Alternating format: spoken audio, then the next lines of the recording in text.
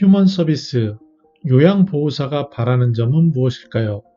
부모님을 돌보는 노인 돌봄은 사람이 하는 서비스입니다. 그 사람이 하는 서비스에서 가장 중요한 역할을 하는 요양보호사 선생님들이 바라는 점에 대해서 살펴보도록 하겠습니다. 안녕하세요. 저는 시니어 라이프 비즈니스를 연구하는 최학기입니다. 85세 부모님의 3분의 1이 받고 있는 돌봄 서비스에 대해서 알아보고 있는데요. 오늘은 6번째 시간으로 휴먼 서비스를 담당하는 요양보호사 선생님들이 무엇을 바라는지 그분들의 현실에 대해 살펴보도록 하겠습니다. 우리가 요양기관에 근무한다고 할 때 크게 요양보호사 선생님, 그리고 간호사 선생님, 또 사회복지사 선생님 이렇게 구성이 되어 있고요. 물리작업치료사가 있습니다. 이렇게 구성이 되는데 그 중에 약 90%를 차지하는 분들은 요양보호사 선생님입니다. 이분들이 근무하는 비율을 보면 자격증을 따놨지만 실제로 일하는 비율은 22.5%인데 이는 매년 조금씩 높아지고 있습니다. 초기에 요양보호사 자격증을 어떤 공인 자격증이기 때문에 따놨다가 쓰지 않는 경우가 굉장히 많아졌는데요. 이런 것들이 점차 조금씩 높아지고 있음을 알 수 있습니다. 특히 가족 중에 부모님을 돌보는 과정 속에 집에서 돌보기 위해서 본인이 직접 요양보호사가 되는 비율도 20.6%로 2018년 기준으로 조금씩 높아지고 있습니다. 평균 임금은 121만원 정도를 받는 것으로 되어 있고요. 근무하는 시간에 따라 비용이 다르기 때문에 방문 요양은 상대적으로 낮게 나타납니다. 근데 법에서 규정한 최저임금이 고시되어 있기 때문에 이 임금을 맞춰서 진행되는 것이 일반적이라고 할 수 있겠습니다. 근무 기간을 따져보면요. 주로 1년에서 5년 미만이 47.5%, 약 절반 정도 되고요. 그리고 1년 미만인 사람도 9%로 신규 유입자가 들어오는 걸 볼 수 있습니다.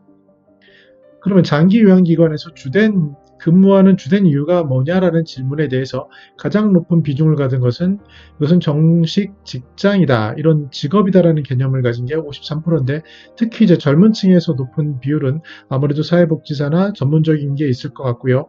또한 새로운 시대에 누구나 다 인정하듯이 인공지능 시대 이렇게 얘기하는데 새로운 취창업의 발굴 모색의 방향으로 이러한 휴먼 서비스, 시니어 케어 영역으로 관심이 집중되는 것을 우리가 엿볼 수 있습니다.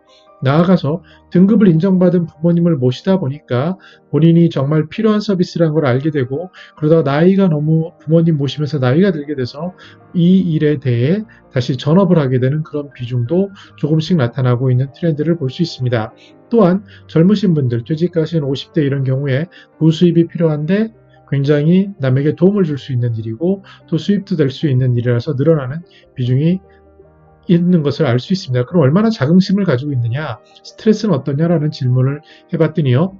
많은 분들이 자긍심이 있다라고 약 74% 정도면 상당히 많은 것으로 생각됩니다. 당연히 사람이 살다 보면은 누군가를 돌보는 것, 특히 부모님을 돌보는 것, 이것은 너무나도 소중하고 중요한 일이기 때문에 자긍심은 점점 높아질 수 있습니다. 그런데 그렇지 않다라고 하는 비율을 보면요. 여러분들도 잘 아시다시피 아직까지는 인식이나 제도적인 거나 상황 이런 것들로 인해서 어떠한 몸으로 받는 육체적인 힘듦, 그리고 특히 정신적인 것, 그리고 아직은 그 수준이 현실에서 부딪히는 굉장히 괴로움들이 많이 있음을 우리는 알고 있습니다. 업무 스트레스에 있어서도 그래서 약 42% 정도는 스트레스를 받고 있다라고 하는데요. 사람이 사람을 만나는 직종에서 이러한 서비스 직종에서의 스트레스 강도는 일반적으로 높은데 여기서는 이제 특수사항이 조금 더 있을 수 있습니다.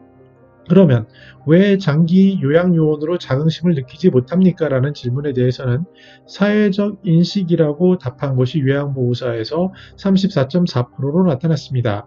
이러한 인식들이 어떻게 현장에 반영이 되다 보냐면 나이가 드신 분들이 어떠한 안 좋은 행동을 하시는 경우도 많이 있습니다. 그래서 실제로 현장이기 때문에 특히 몸이 불편하신 분들이고 또 치매 환자도 많으신 경우이기 때문에 상당히 어려운 일들을 많이 겪는 것이 우리가 처한 현실인데요. 여기에 대한 인식 부족, 그리고 우리가 사회가 이쪽이 조금씩 발전해 가고 있기 때문에 이러한 것들은 조금씩 나아지지 않을까 생각을 해봅니다. 그런데 이것과 함께 더 중요한 부분이 있는데 바로 임금에 대한 부분이라고 할 수 있겠습니다. 임금을 살펴보면요. 약 23.7%가 좀 낮다라고 생각을 하고, 특히 이제 물리치료사나 간호사인 경우에 좀 높아질 수 있습니다. 그래서 여전히 우리 사회가 이러한 서비스가 굉장히 중요하고, 특히 사회 서비스라고 하죠. 사회복지 영역이 중요함에도 불구하고 이분들의 헌신과 이분들이 기여하는 기여에 비해서는 임금 체계는 굉장히 낮은 것으로 측정이 되어 있고, 이미 그 낮은 것조차도 잘 지키지 않는 그런 상황도 있는 것이 우리가 인정할 수밖에 없는 현실입니다. 네, 그러면 어떤 것이 만족하냐 중에서 업무 조정의 유연성을 들 수 있는데요. 아무래도 일하는 시간을 조절할 수 있는 부분에서 많은 만족이 있고요. 향후 교육을 받는데 어떤 것을 받고 싶냐라는 질문에 대해서는 요새 회자되고 있는 치매 노인에 대한 돌봄, 특히 문제행동, 이런 어르신들에 대해 어떻게 대처하는지에 대한 궁금증이 많이 있는 것 같습니다. 또한 이것이 사람을 대하는 것이기 때문에 장기 요양요원의 건강관리, 특히 이제 어르신을 들고 하기 때문에 이러한 허리라든지 그 골격계에 문제가 생기는 경우가 많이 있습니다. 그래서 이런 것들을 예방하기 위한 방법, 또 스트레스를 관리하기 위한 방법, 이런 것들에 대한 교육 니즈가 있는 것으로 나타납니다. 자, 그러면 뭐 어떤 채용 개선을 위해서 무엇이 필요합니까? 라는 질문에 대해서는 임금 개선 수준이 45.4%로 높았고요. 근데 기본적인 거, 법정 수당, 휴게, 근로시간 보장 이런 것들도 18.3%나 되었습니다. 특히 요양보호사인 경우에 19.1%로 아무래도 서비스로 24시간 돌봄 체계가 유지되기 때문에 이런 것들을 현실적으로 적용하기가 굉장히 뻑뻑한 부분이 있는 것은 현실입니다. 그럼에도 아직 이것을 하나의 일로서 직업으로서 안전 테두리를 만들어가는 제도를 여러 가지 제도를 모색하고 있지만 아직까지는 18% 정도는 이런 문제점이 해결되지 않고 있고 이것을 개선해야 된다라고 말하고 있습니다. 물론 이 자료는 2018년 자료이기 때문에 지금은 상당 부분 많이 개선이 되었습니다. 임금 수준의 개선 부분은 우리가 사회적인 공감대를 통해서 계속 확보해 나갈 부분입니다. 왜냐하면 이제는 로봇이 다 하고 인공지능이 하고 사람이 설 자리가 없는 부분에서 이러한 일들이 되게 중요해지고요. 더 나아가서 과연 어떤 일이 소중한 일인가를 생각해 보면 사람을 위하는 일이 소중한 힘을 알 수 있습니다. 저 개인적인 경우로도 직장 생활을 몇 군데서 했는데요. 그 인더스트리가 모두 달랐습니다.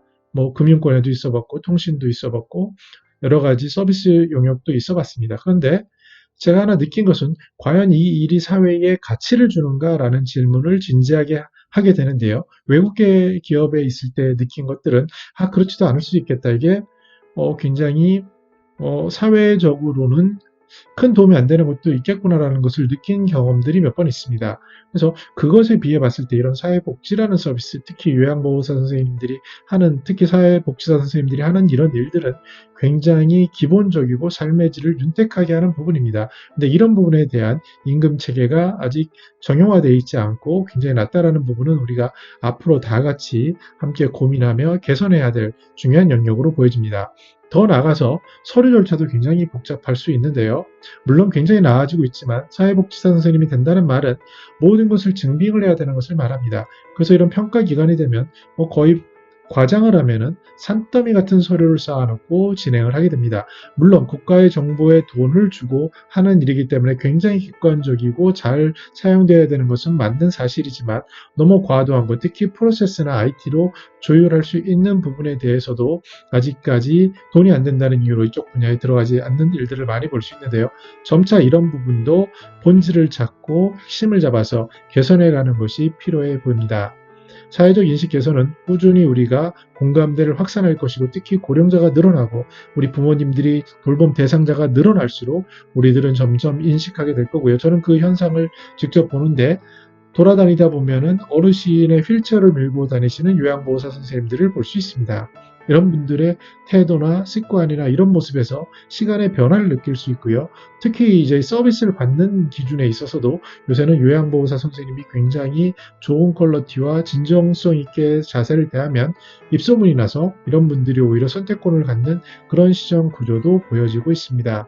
우리가 점차적으로 인식을 개선해 가야 될 부분이지만 이것은 고령화 트렌드와 함께 자연스럽게 뒤떨어질 부분으로 보여집니다.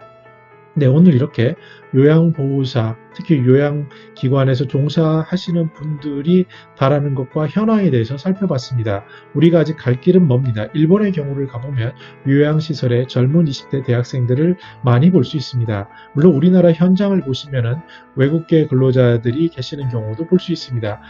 아직까지는 사회적 인식이나 여러 가지 임금 체계나 이런 것들이 완비되어 있지 않지만 조금씩 나아질 것이고 앞으로 4차 산업혁명 시대에 중요한 섹터는 어떤 시니어 케어라는 부분은 누구나 인정하는 부분입니다.